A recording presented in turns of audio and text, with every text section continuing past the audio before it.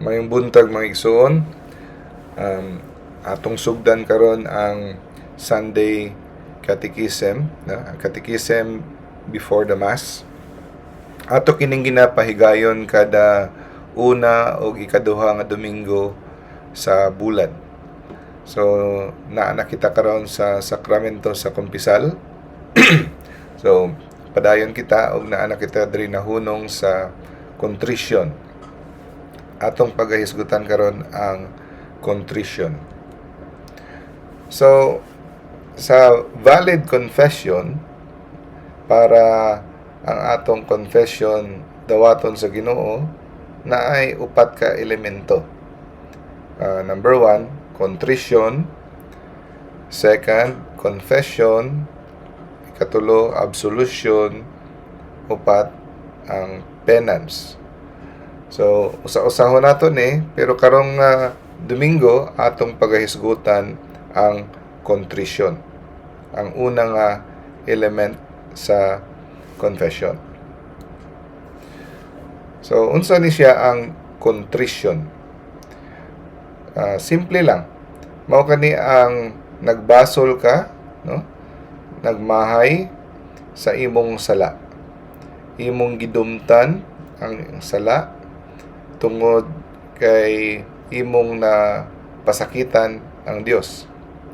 Apil niini ang imong pagtinguha nga dili naka muotro og himo niini nga sala. No? Mao na siya ang kontrisyon. Paghinulsol, pagbasol, pagmahay. No? So, ang Ginoo maluluyon,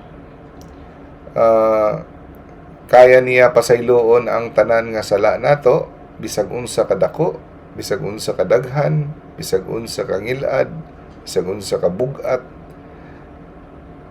Kaya niya pasayloon basta kita nagbasol, anda mo biya, no? O naghinulsol. Pero bisan pag unsa kagaan sa atong sala, unsa kagamay, dili ta niya mapasaylo kung wala kita naghinulsol, wala kita nagbasol, no? Wala nato gimahayan ang atong sala. Bisan pag pila ka libo nga kumpisal ang imong buhaton, kung wala ka nagmahay sa imong sala, dili ka mapasaylo sa Ginoo. Ang example sa Biblia nga naghatag og naghimo og true contrition si Mary Magdalene, no? Atong naghilak siya, iyang giula ang tanan nga perfume sa tiil ni Jesus ug iyang nagipahiran sa iyang buhok ug napuno og luha ang tiil ni Jesus, no? Si Saint Peter, grabe ang iyang paghilak, no? Tungod kay iyang gilimod si Jesus katulo. King David, nag-fasting, nag-pray, nag-iyak, no? Tungod sa iyang sala nga nabuhat. So, paano nato maingnan, no? Nga ang sorrow sa atong contrition tinuod, kung ang atong pagmahay, no, tinuod. So naa siya upat ka elements. Kinahanglan ang contrition nato tinuod kung kini interior, supernatural, supreme, o universal.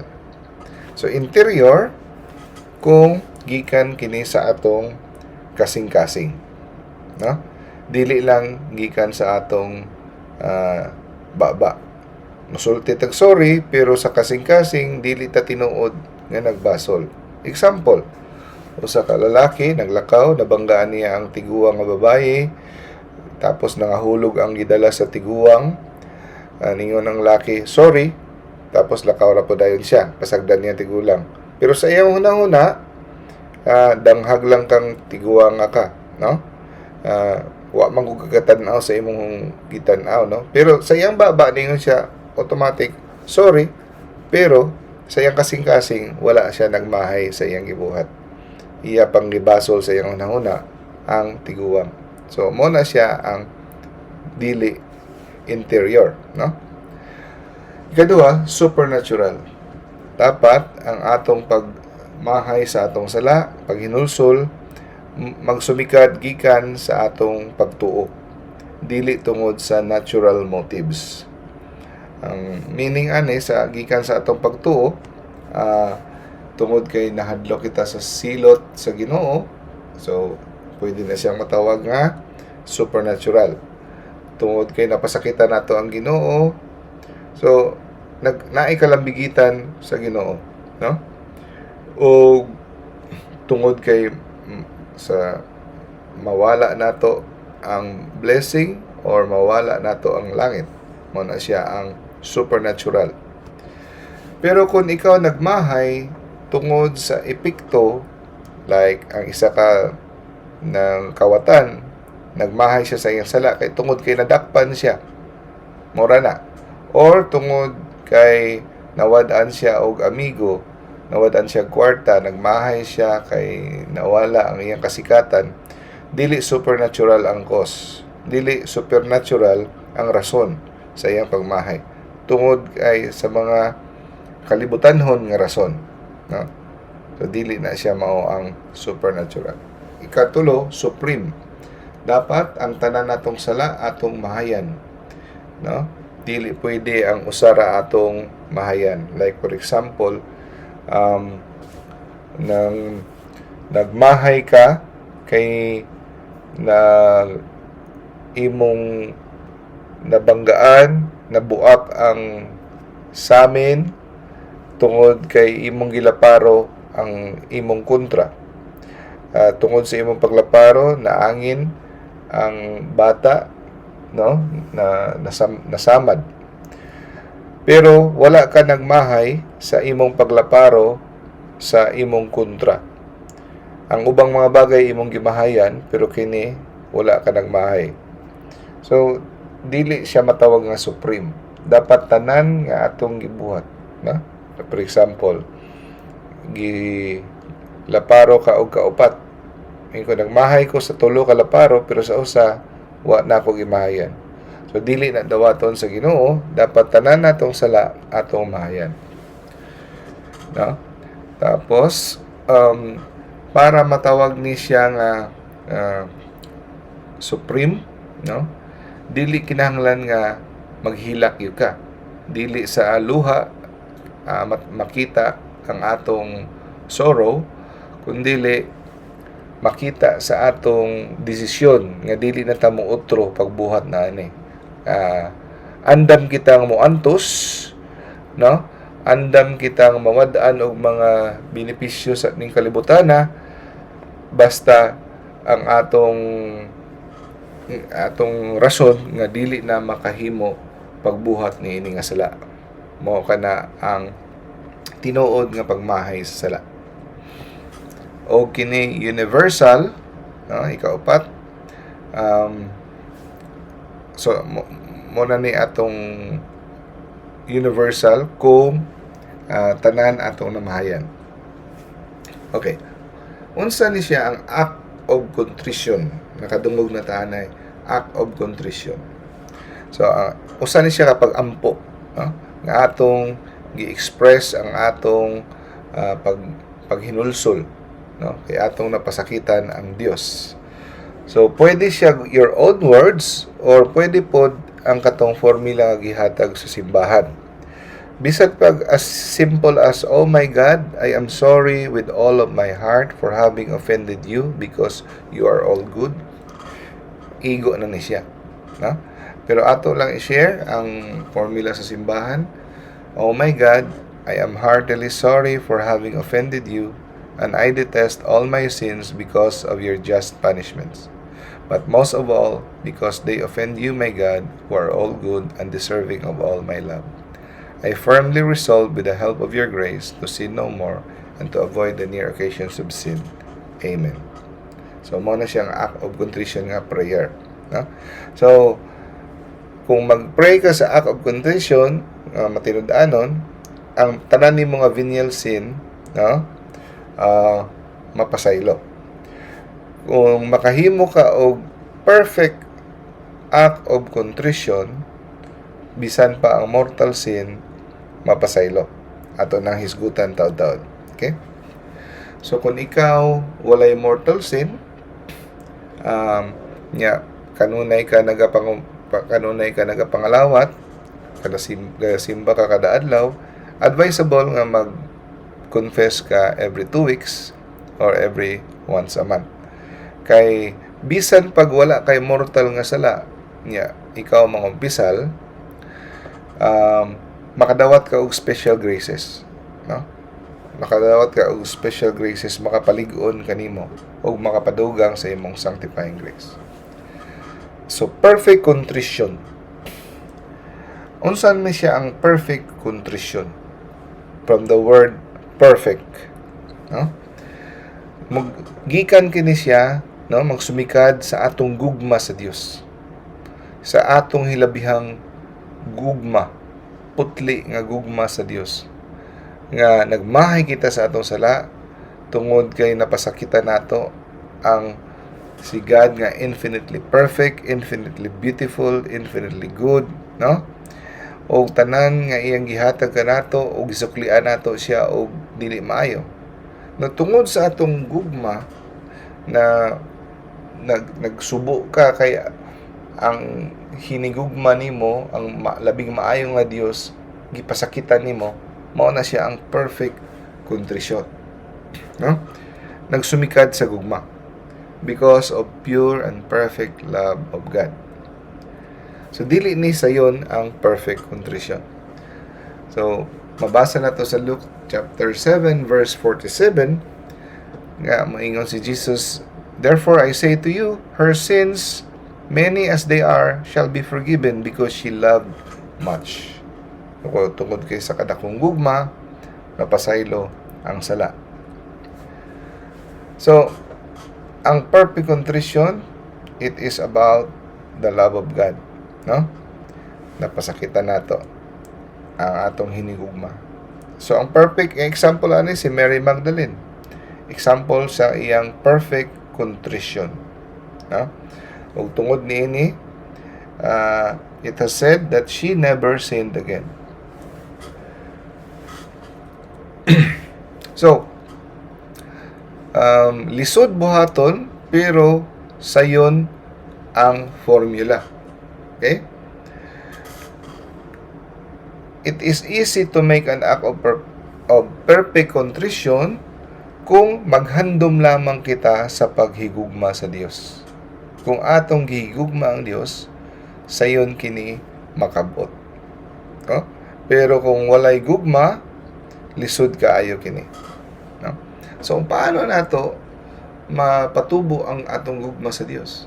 Atong kanunay mag-meditate sa passion ni Jesus, sa iyang mga kasakit, no? Sa mga pagdagmal, sa pagpasan sa krus, sa paglansang sa krus, ato nang i-meditate, atong panumdumon kanunay ang mga grasya nga iyang gihatag kanato, no? Kung unsa taniya kagihigugma. So kung makahimo kita og perfect contrition, bisan pag mortal nga sala ang atong nabuhat, mapanas ang mortal nga sala. Bisan pag wala kita nakakompisal sa pare, mapasaylo na ang atong mortal nga sala ug mabalik ang atong sanctifying grace, no? Mabalik ang atong sanctifying grace bisa pag wala pa kita nakakompisal sa pare, no? Pero naida kong pero obligado kita nga maningkamot sa pagkumpisal sa pare human kita maghimo og perfect contrition, no? Kay sumpay ka na siya. Kining promise sa Ginoo, iya kining gihatag nga bisan walay pare mapasaylo ang atong mortal sin kung makahimo kitag perfect contrition para sa emergency nga walay pare available o kita mamatay, pwede kitang maluwas, no? So, kung ang usa ka tawo nga nakahimog mortal nga sala tapos diha naghimo siya og perfect contrition ug namatay siya, maluwas siya gikan sa impyerno. Pero bisan pag nakahimo kita og perfect contrition, hantod nga dili kita makakumpisal sa pari, dili pa kita pwedeng mangalawat. Ha? Tungod kay ang kumpisal usa ka sakramento, ang Eucharistia, ang pagpangalawat usa ka sakramento, dapat sila mag-uban. Now, tungod kay nakadungog kita sa perfect contrition nga mapasaylo ang atong mortal nga sala, basig magunahuna kita nga maghimo lang ko og sala, tapos hulaton nako kung hapit na ko mamatay, o maghimo og perfect contrition. Ayaw nagbuhata nga hulaton nimong hapit na ka mamatay nga maghimo kag perfect contrition, tungod kay ang perfect contrition usa ka grasya. Grasya kana nga ginahatag sa Ginoo. Ug ihatag lang kana sa Ginoo sa mga tawo nga maayo ang kabubuton. Nga dili malisyoso, nga wala gituyo ang paghimo og sala sa Ginoo. No? Ang uban tuyo-tuyoon kay mag-enjoy sa sila, kay dito sa katapusan sa ilang kinabuhi, dito pa sila magmahay, mangayo og pasaylo sa ilang sala. So kanang mga tao malisyoso o giabuso ang kaayo sa Ginoo. Kini nga grasya, ang perfect contrition, usa ka grasya. So ato kining pangayoon sa Ginoo, no? So sa mga tao maghulat sa kung hapit na sila mamatay ay sila mangayog pasaylo sa Ginoo, nag-ingon ang Ginoo, "You will seek me, but you will die in your sins." Katong mga tao nga nag-abuso sa iyang kaluoy. Kung mahitabo nga naa kitay maka-witness kita o tao nga hapit na mamatay, dapat ato silang tabangan nga makahimo og perfect contrition, no? Na aksidente, nasa ospital, nga hapit na sila mamatay, tudloi sila o ubanan nimo sa pag-ampo kung sila maglisod na, no? Kuha ka cross, ipakita nimo, ingnon nimo nga pangayog pasaylo, pinaagi sa dakong gugma nimo sa Dios, no? O dapat kita himo og perfect contrition every day, no? Dili lang kay every day, bisag kapila sa isa ka adlaw, no? We will make it a habit to make a perfect contrition as often as possible. So unsaon nato pagbuhat niini? Atong i-raise ang atong heart sa Ginoo nga naay gugma sa atong kasing-kasing, ug moingon kita, "Oh my God, I am sorry I have ever offended you, because you are so good and I love you." You can make your own words basta nagaingon ka og love kay God. Now, ang imperfect contrition, mao kani ang contrition nga dili tungod sa gugma. Nagsumikad kini tungod sa imong hadlok sa silot sa Ginoo. Mao kani ang other term niya, mao ang attrition, no? So ang attrition synonymous sa imperfect contrition, tungod sa kahadlok nimo sa silot sa Ginoo, sa impyerno, sa purgatorio, no? Pagkawala sa mga blessing, mao na ang imperfect contrition. So ang imperfect contrition, ang imong gihunahuna ang mga benepisyo nga imong madawat, dili ang paghunahuna nga imong napasakitan ang Ginoo. Like for example, ang tulo ka magsuon nga gisugo nga magpalit og ng honey, nga nagdula pa sila, nasipaan nila ang botelya sa honey o nahadlok sila. Ang usa ka anak niingon nga, hala bunalan gyud kita, no? Tungod sa atong sala, nahilak na siya. Ay kaduhang anak, hala di na tatagaan og biskwit ni mama kay masuko siya kay nabuak. Ay katulo, naghilak siya tungod kay masubo si mama tungod kay nabuak ang hani. So, katong ikatulo nga bata, mo example sa perfect contrition. Ang iyang hinahuna, ang kabalaka nga ang iyang inahan magasubo, no? So, ang imperfect contrition, bisan pag ang kahadlok tungod sa silot, maoni ang rason sa ilang pangayog pasaylo o paghinulsol, dawaton kini basta na ay pare diha sa kumpisal, no? Mapasaylo ang imong sala bisan pa o imperfect contrition, no? Pero kinahanglan naa sa kumpisalan sa pare. Pero kung walay pare, dapat perfect contrition. So naay katulo, servile fear of God, no? Ang servile fear of God, dili ni siya madawat bisan pag naay pare sa kumpisalanan. Ang madawat perfect contrition o ang imperfect contrition.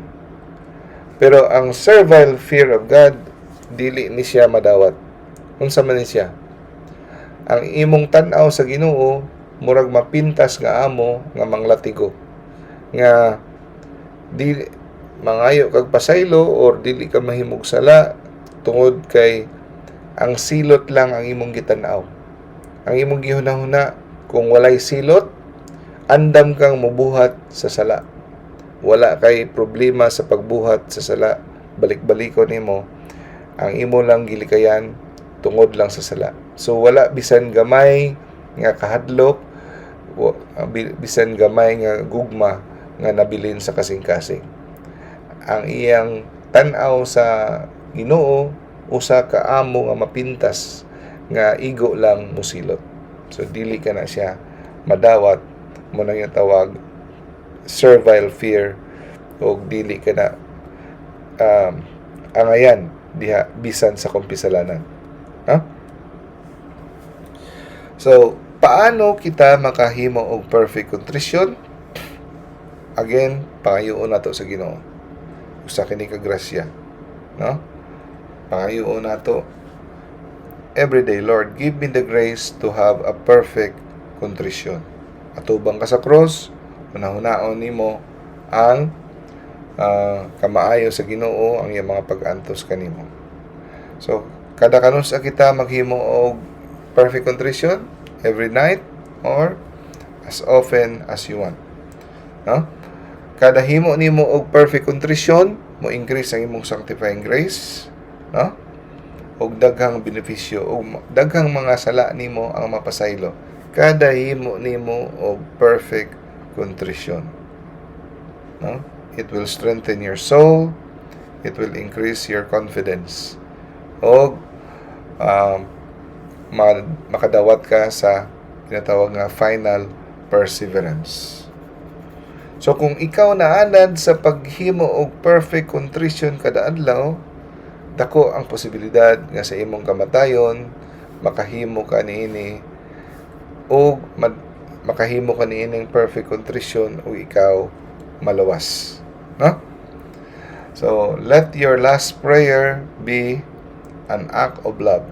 So make an act of love. I love you, Lord Jesus. Kung naanad na ka nga nagasigig sulti o gihigugma nimo ang Ginoo, naningkamot ka sa pahigugma sa Ginoo, dili na kaayo lisod ang paghimo sa perfect contrition.